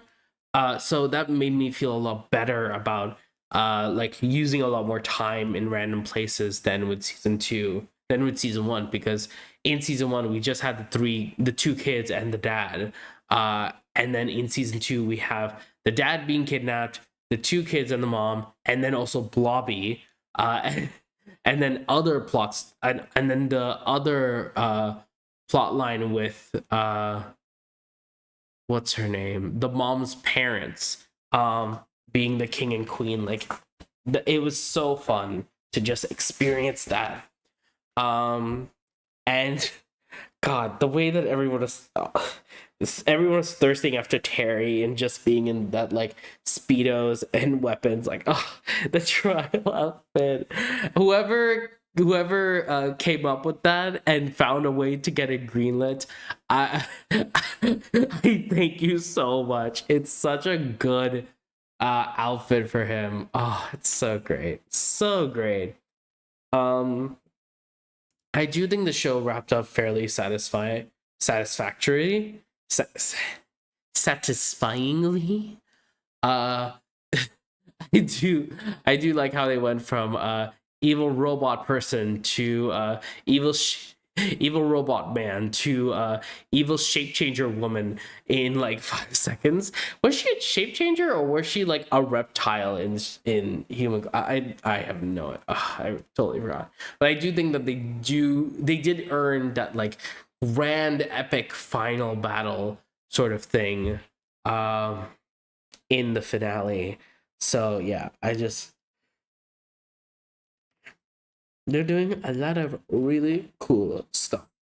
Um, yeah, Keith David as a cat fairy is the weirdest one. Yakuza fiance. This. I think I remember being like, I saw like a description of this, and I was like, this is so trashy kind of anime. I want more. I want to see it. I want to see it. So I binged it all in a day, and it's just like it was not good at all, but it was so much fun. It was so trashy. It was so gross and weird. But it's one of those like mafia fics where it's like, oh no, this is just pure fun. Like as bad as these characters are, as bad as like the circumstances surrounding them are, it's just fun. And I was like, you know what? I can acknowledge that this is trash and acknowledge that I'm having fun with this sort of genre thing. Because it's like, oh, this girl, Yakuza involved, like, but she actually like tries to regain agency and he's into it, into her not falling for him. It's so funny. It's so funny. Um I don't remember much of this season because it was just so trashy. I think the finale, I liked the silent treatment thing of it all. But aside from that, I do not recall most of the season or care about it. Um Tomo-chan is a girl. I read this manga. It was a 4 koma. I think that's how you say it. It's like 4 panels and things like that. I remember watching this. I remember reading it for the first time and just liking it. And then when it was like, it's going to get turned into a 13-episode anime, it's like, how are they going to turn all of the story into 13 episodes? And then I forgot that each chapter is a page of 4 panels. And so I was like, okay, you know what? This is actually fairly simple to do. And it's actually very efficient to do it in just 13 episodes. And they do hit like pretty much every plot beat, which I think is good. And it's really fun. I do think that the romance did feel a little weird at times, but that's just kind of the genre of this thing. Um, I do like how it's swapped around from like she's nervous around him to he's nervous around her to like, oh, they're just having fun. And it's cool. Oh, here it is. The peak of all peaks. Frieren, Beyond Journey's End. So when I first watched when I first heard of Frieren, I heard that it was about sad elf girl, and I was like, okay, cool, sad elf girl. What's that mean? Uh, and so I remember Frieren was coming onto Netflix in during something. I think it was either like I think it was February or March or something. But when it came, I was like, okay, you know what? If it's coming on Netflix, it means that Netflix saw potential in it to acquire it for like distribution. I'm gonna check it out. So I did. And oh my god, you guys, like, okay, if there's one thing you should know about me, I love the concept of memory, time, and like what could have been. That is a story concept that is absolutely fascinating to me. Um, and for me, it's just a like the way Frieren captures memory and captures this idea of nostalgia. I have a video that gets into all of why like Frieren is such a powerful like story. It's one specific element. I do have a video planned for maybe later, but I need to like break down what I first need to wait for season 2 to come out. So I caught up with the entire manga. I was in love. It was great. It was great. And oh God, the way that it just captures these moments and just like it's so soft and so tender. I kept Freerun for Sundays because it's just such a just a like melancholic show and has that sort of sentimentality that just made me feel so at ease on a Sunday to be like, yes, I'm wrapping up my week. This is the end of my week. I'm feeling good. Um yeah, I love Stark. I love Stark. I love Fern. All I'm so attached to all of these characters, even if I don't like even if I don't think that these characters are necessarily the strongest, I do think these characters are doing a very good job of getting me being invested in them. And so good. So good. Um I know that season 2 is starting up next week. Next week. Next month. So I'm going to be following that. I will also be having the English dub following, so I will be 2 weeks behind the sub, and that pains my heart so much. Oh, I need Freerun. I need it. Injected into my veins. Um Wolf King. Uh Speaking of injecting into veins, this one was not my cup of tea. It's okay-ish. I'm currently catching up with season 2. I think I've seen the first 2 episodes of season 2, but it just I feel like there's so much that's like kind of lost with this show. Um the show just has so much that it wants to compress into, and it just has so much that it wants to like do. And also just like a lot of times the show, most of the show is just parkour, and that's kind of it. Like some of like there was an action sequence in I think episode 7 that I genuinely thought was one of the best action sequences of the show, and that was when they were using a ship, when they were fighting on a ship, and using the ship's like uh using the location of the ship and its environment to like weave around the battle. That was the funnest part. And even then I was like, this is just Sea Beast. Like Sea Beast did it better.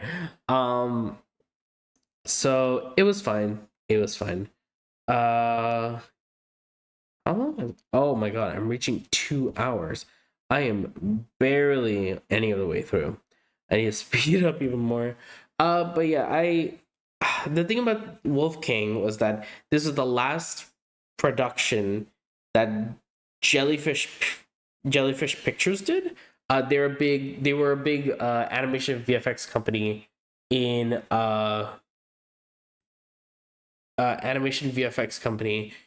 what's it called, in England. So so they were one of like a really big animation company, Titan, and then they filed for bankruptcy. And it's like, what? So this, and I believe the Twits, the movie that came out recently, based on Roald Dahl film, based on Roald Dahl story, this was the last thing they, so I was like, okay, you know what, I'm gonna watch it just to like put Jellyfish Pictures to rest. They're still going to build it back up, I think, or it's not been acquisitions, it's been sold, it's like it's properly disbanded. But I was like, you know what, I'm going to give it the last pour of the drink.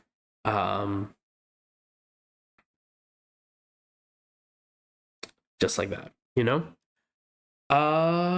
Devil May Cry. This was fine.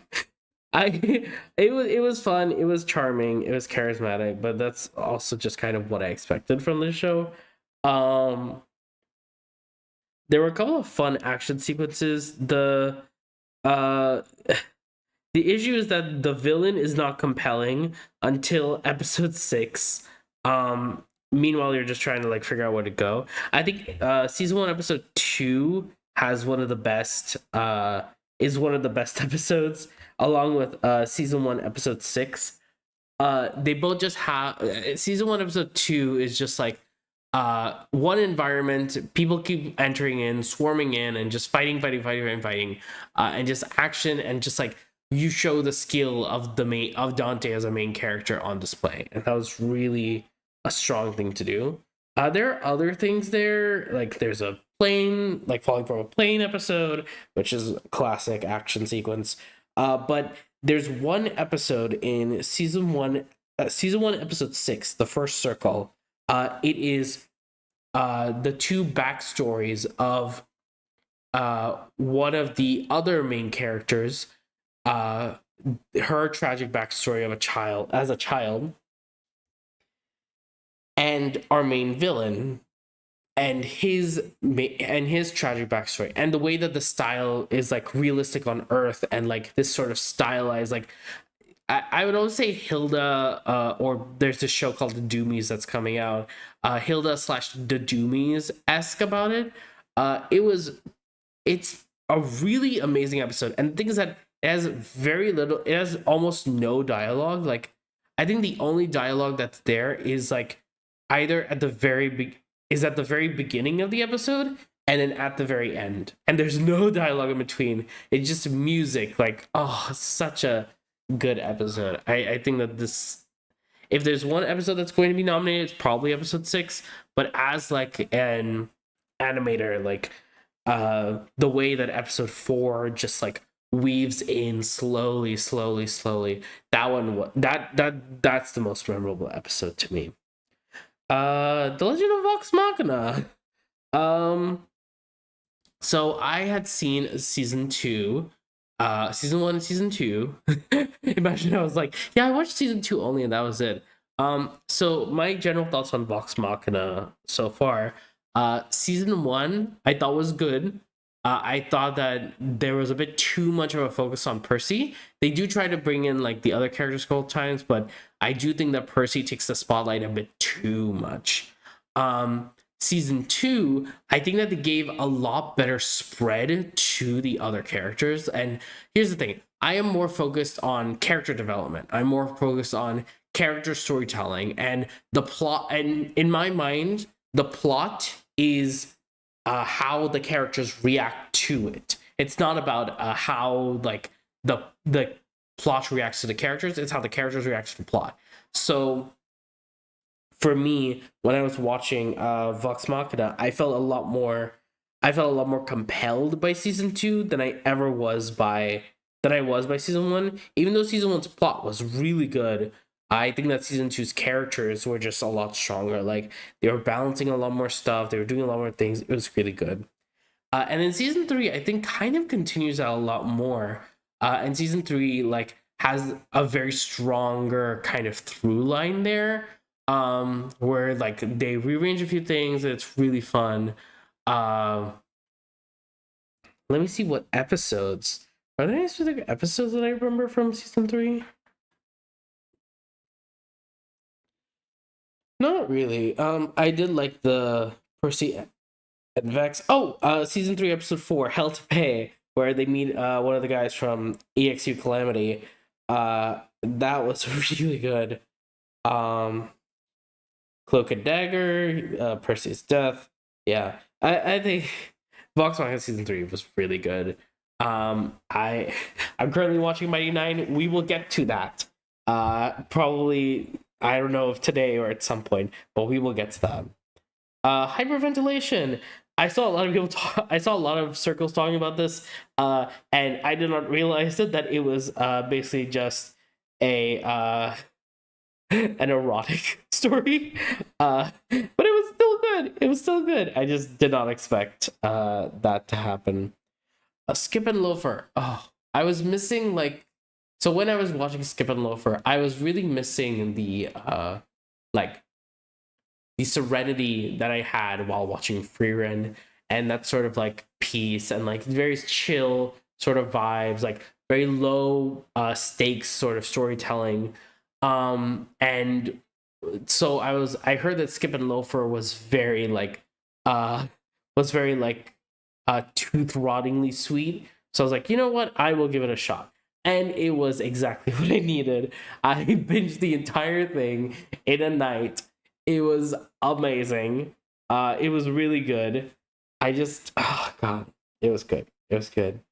Um, I do ship the main characters, but I've read the manga, so I know what happens. There's interesting things occurring. Let's just say.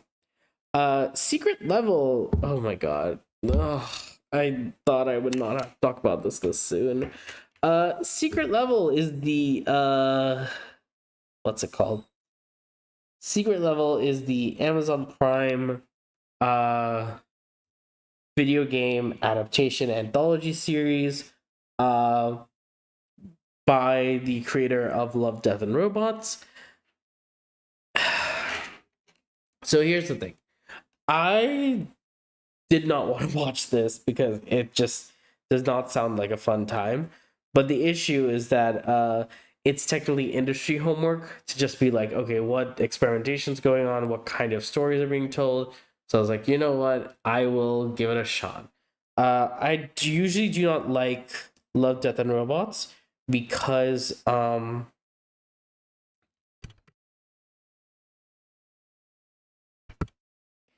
usually do not like Love, Death, and Robots because like the nudity, the sexualization of women, um,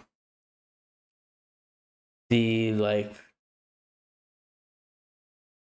the like the it's like there's a big range of like most uncomfortable to most comfortable. And Love, Death, and Robots just throws you in there. Um, but when I was watching Secret Level, I was like, okay, let's see what's going on here. And I thought some of these episodes were actually really good. Um, Let me check. I actually ranked all of them.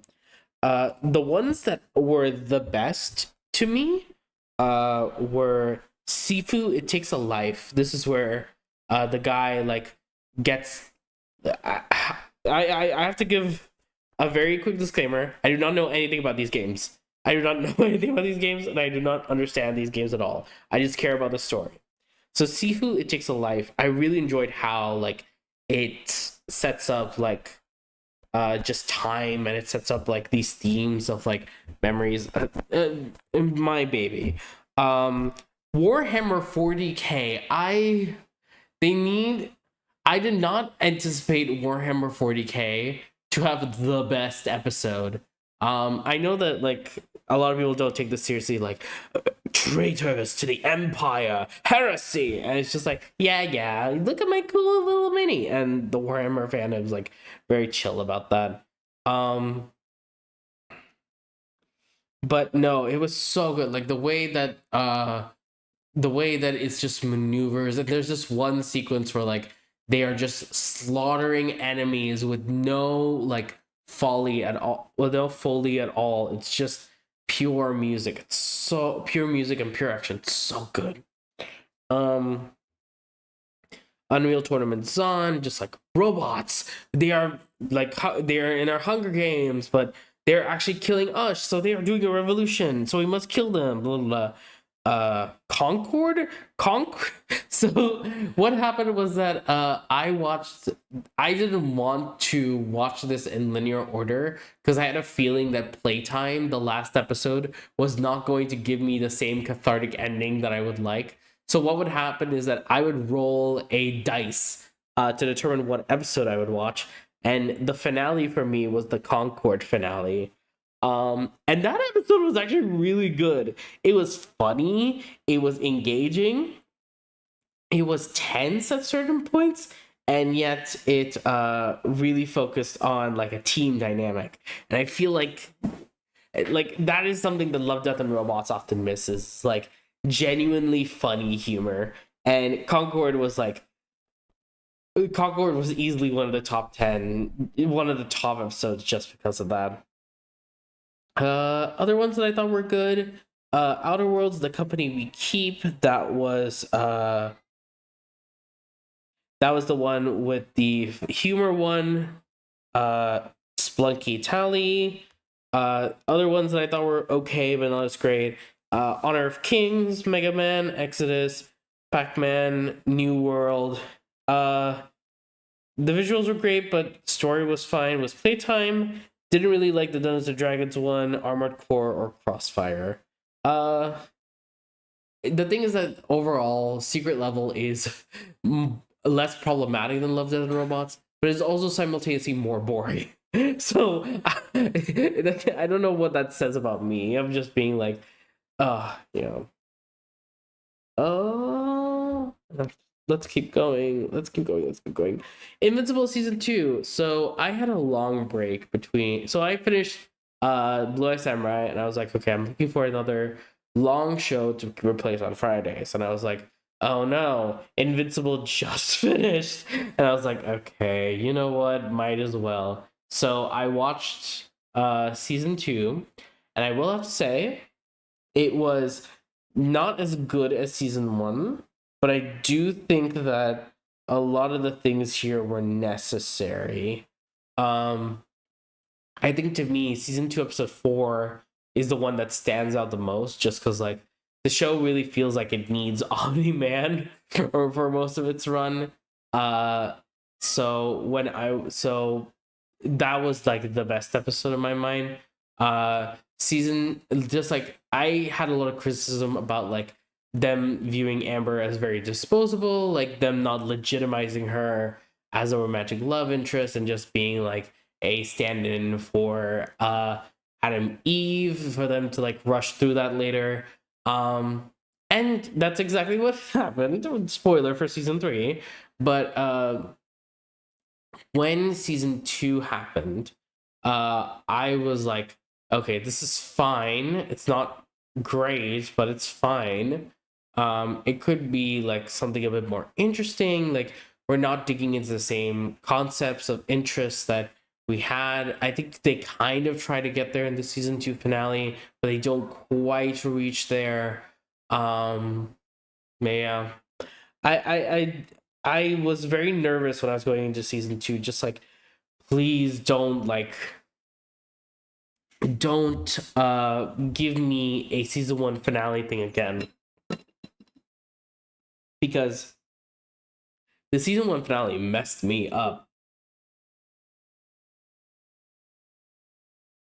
And I feel like I feel like after watching Pantheon, that is like the stronger version of Invincible, with stronger characters and with a much better plot that's not about superheroes.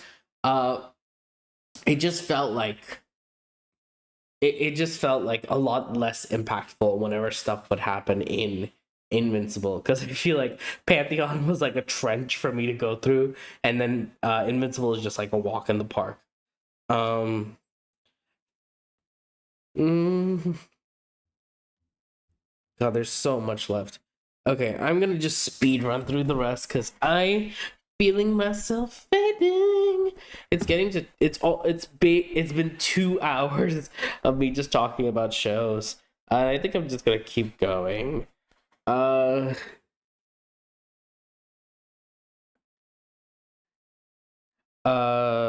Fairfax. I had a hard time watching this show just because like season 1 was so, the first 2 episodes were kind of embarrassing, so I didn't want to continue.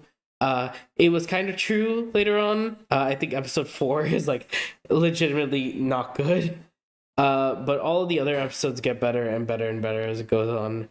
And it's just fun. It's just like, this is the most like Gen Z, like this is the most like Gen Z satire show that I think I've seen that was actually genuinely funny. And as someone who is in fact Gen Z, I can attest to this. It was so funny.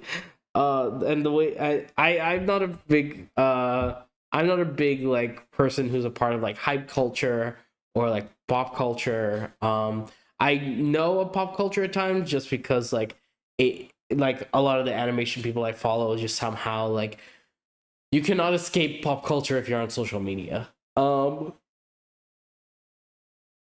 And season two, I kind of feel like it's just the same. Um, the only thing that I have is just like they they go really fast and then they do really weird stuff, but all the weird stuff is very fun, so I can't fault them for it at all. Yeah, no, Fairfax is good. I wish that there was more. It's just so much fun, but it's just such a weird show that's hard to recommend it to anyone. Like, imagine being like, yeah, these guys just try to. Oh, God. Okay. Uh. Ooh, we're getting to a spicy one next. Hazbin Hotel. So I heard that Hazbin Hotel. So I watched the pilot back in 2019 when it first came out. I saw it. It was good. It was good. And we were waiting for so long for Hazbin Hotel season 1, and it came out last year January, and I was really busy, so I couldn't do it. The only thing I knew from the show was what's it called? The only thing I knew from the show, there was a clip of You Didn't Know, the song in episode 6, and Loser Baby. And Loser Baby is so good that I was listening to Loser Baby when the season came out without having watched the show. Like, that's how good Loser Baby was, that I could like enjoy it even without like, oh, such a good song. So season 1 was actually like, so I can't talk about this without talking about Vivian Moreno and things like that, but just like the creator of Has Been, like I kept trying. A lot of people were saying that like Vivian Moreno is terrible, like sympathetic abuser. Like, I can understand why people would think that from the show, but it's not that, and complicated. And people were saying no, there's actual allegations against Vivian. So I tried looking them up, and I genuinely could not find anything. And that was part of the reason why I was hesitant to even start Hazbin Hotel at all, because it was just like, it's a combination of both the drama of the fandom and just like a lot of people wanting to take Vivian accountable for things that I couldn't even find evidence of, or just like any sort of like, whether it was Twitter threads, whether it was like someone else, like an employee, like if there's some sort of like evidence or some sort of like hint to this information pointing to Moreno being this like, I apologize if I'm saying the name wrong. I believe it's Moreno. But if like if Vizipop is like this actually terrible person, I could not find any evidence of that. So I just watched Hazbin to just like check it out. And it was good. It was actually pretty good. I think this first season was really strong. I think that they do put a lot of things in the back burner, but I do think that like the way that they sort of bring everything together for one complete season, it is very good. Favorite characters, obviously Serpentious, Husk.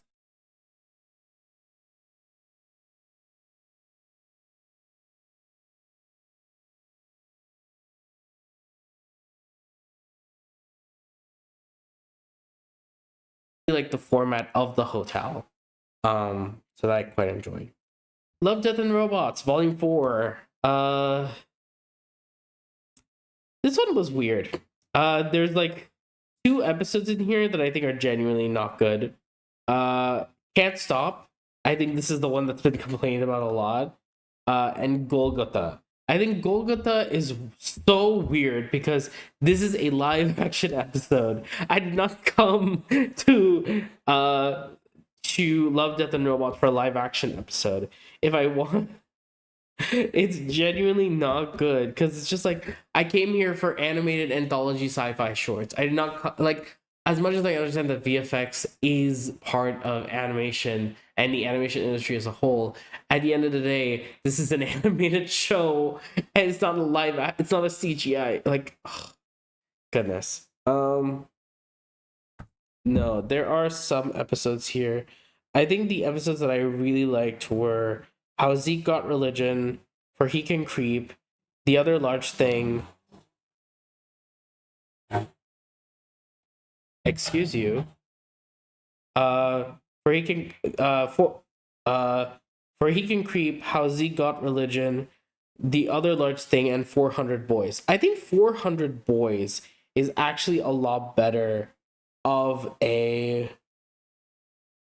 like, of the those kind of style episodes. Like in volume 2 we had Ice, and 400 Boys I think is just so much better than Ice. um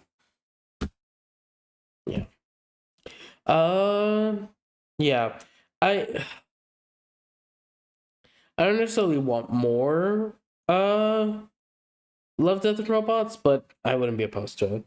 We Bears. I have did wrap up the first season, so I just kind of caught up with a bunch of stuff. I got recommended a lot of clips from uh clips on YouTube of We Bears, and I was like, you know what? Let me just wrap up season 1, and it was really nice. I specifically remember Hibernation, Chloe and Ice Bear, uh,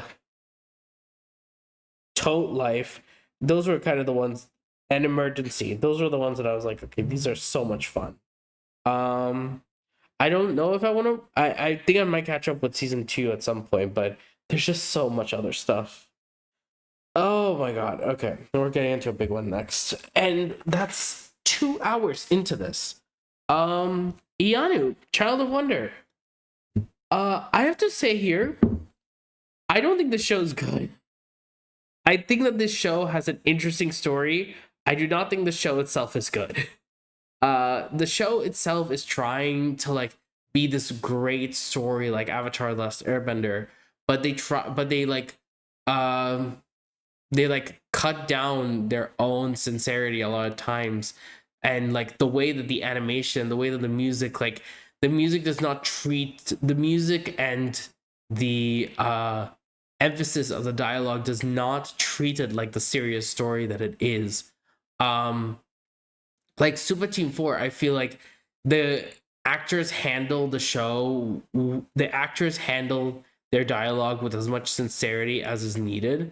um and I also just think that like I just think that the animation just doesn't do a lot well. I think the staging and the storyboarding aspect is probably the biggest contender.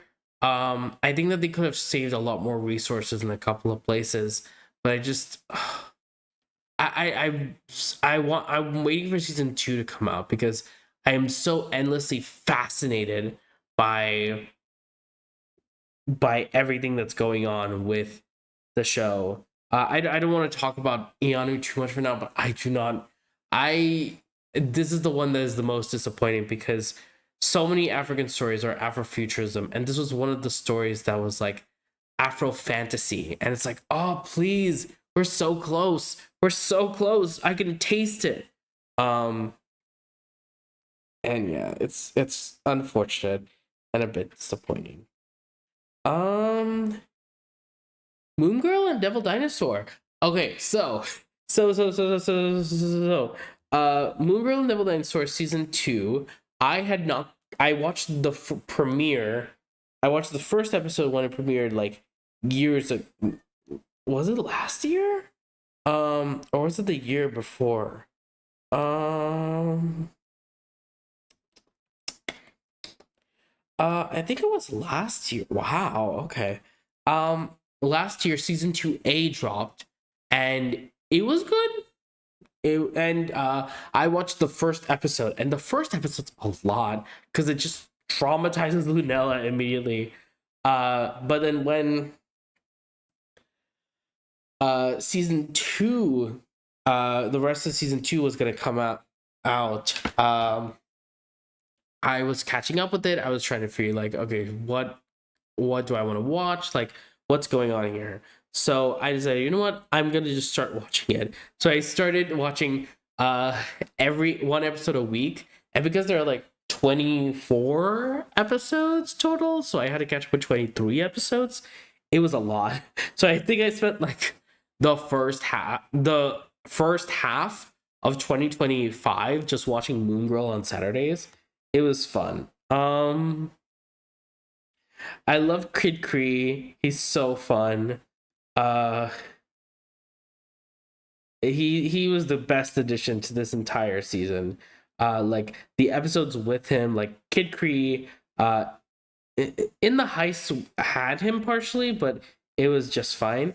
Dancing with Myself was really excellent. Uh that was like one of the best episodes. Uh the molecular level, Moon Girl Grounded, just like Lunella's relationship with her mom this season was just so fun and so interesting. Like the way that they did that, it really communicated a lot to me about like why Lunella was kind of justified in hiding her secret. Um, oh, I think there's an event going on.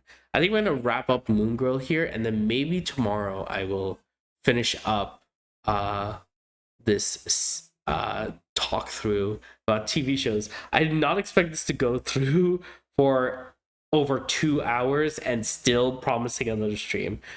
Maybe I should try and do a bit more succinct thought next time. Um But yeah, I think that her mom's relationship this season was really good. Full Moon, I was stunned with how they managed to get Lunella back with her mom, because the last thing I would have expected was to bond over periods, but it makes so much sense. And honestly, that kind of makes that episode very special. Um, Beyonder was oh, okay. The thing that kept frustrating me this entire season was the fact that the Beyonder uh had a yard sale, and this influenced so many of our characters' villains like appearances, and it's never mentioned. He just happens to be the Beyond. It just happens to be the sailor. We see a silhouette, but we don't. He never talks about it. Oh God, it baffles me so much. Like, why is the Beyonder here? Why aren't we talking about what he's been doing? Like, he's the reason why all this stuff's been happening. So we're just letting it go. Why is he doing a yard sale? He's an all-powerful being that can teleport between locations. What's going on? Yeah. Anyways, good show, good stuff, really fun. Let me see, how much have I gotten through? 1, 2, 3, 4, 5, 6, 7, 8, 24. No. 32, 35. Halfway is good. Halfway is good. Even if I did spend that first hour talking about 4 different shows. Uh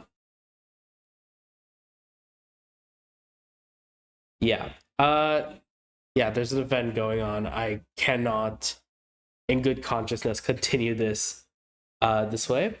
But I will promise to doing a stream maybe tomorrow, just to wrap this up, because I genuinely want to finish this. And yeah. Uh yeah. See you tomorrow, and this will be probably the last stream of the year. And I will see you all in 2026. If I do not, I will. I promise I will. But if you don't, then I won't. Thank you.